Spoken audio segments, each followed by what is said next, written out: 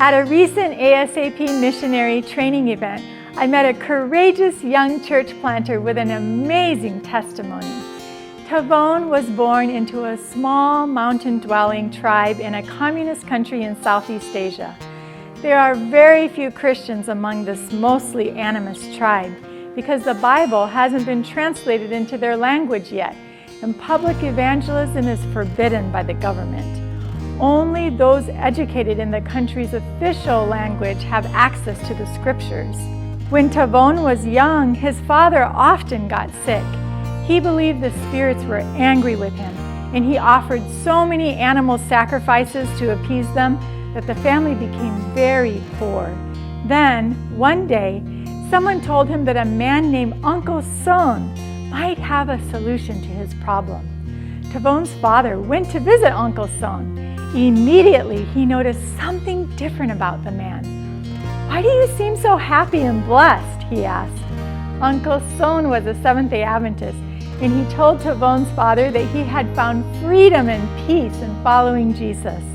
Tavone's father was intrigued, and he shared the things he had learned from Uncle Son to his family. After listening to their father, Tavone's family decided to try worshiping Jesus, and soon they began to notice changes in their home. Their father's health improved, so did their relationships, and there was such a peace in their hearts that they had never known before. The family grew in their faith and learned more and more about the beliefs of the Seventh-day Adventist Church. But because it was illegal to evangelize, they felt timid to share their faith. When Tavone's father sadly passed away 5 years later, they were still the only Christian family in the whole village. After their father's death, the village chief confronted them.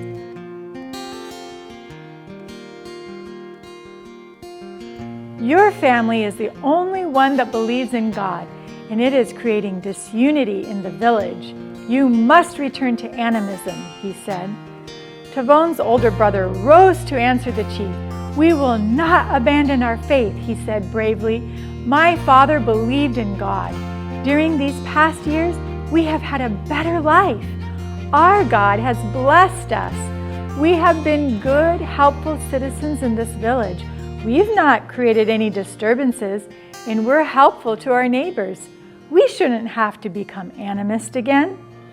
The village chief could not deny that Tavone's brother was right. "Okay, I won't force you," he said. "You can keep your faith." This was a turning point for Thavone. After he got married and had children, he volunteered to lead the worship for the entire family. As his confidence grew, so did his courage, and he began sharing his faith with the other villagers when they asked him about his God.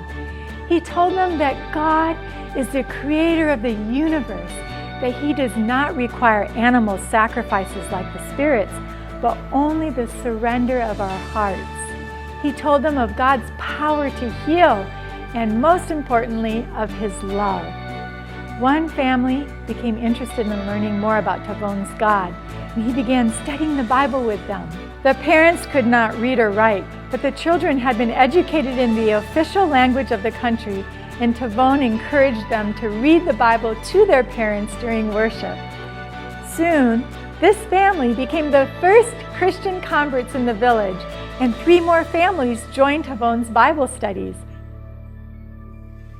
When they also became Christians, the village chief grew alarmed and ordered all the Christians to meet him and the elders in the center of the village for a meeting. "You must give up your faith or leave the village," he told them. "No," Thavone protested. "We grew up in this village. It's our home. We don't want to live anywhere else." After conferring with the village elders, the chief and the district government officers confronted the Christians again. They cut off the water supply to the believers' homes and threatened to cut off their electricity too. Finally, they once more ordered the Christians to leave the village.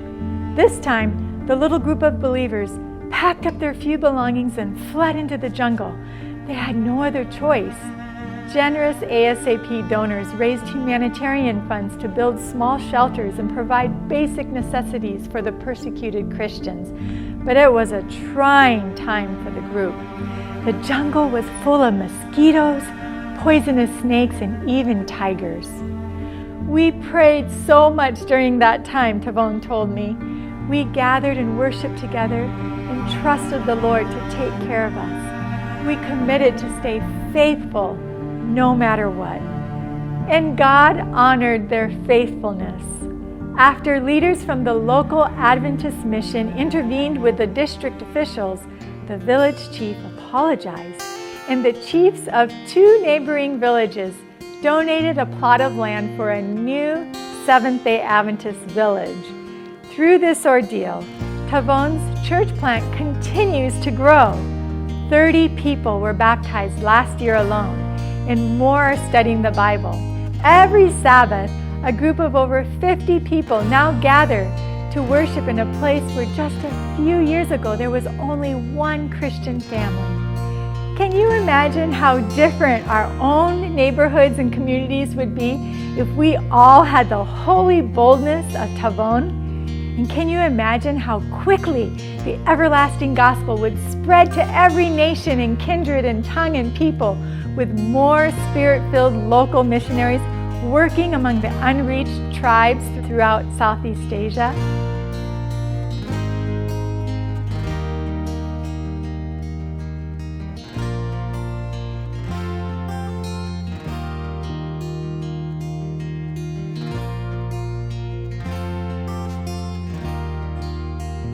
Today, I invite you to join me in asking God for a missionary spirit. And I invite you to support the spread of the gospel in places where Jesus is not yet known by giving to ASAP's Evangelism Fund or sponsoring an ASAP church planter. Because Jesus is coming soon. Now, more than ever, mission matters.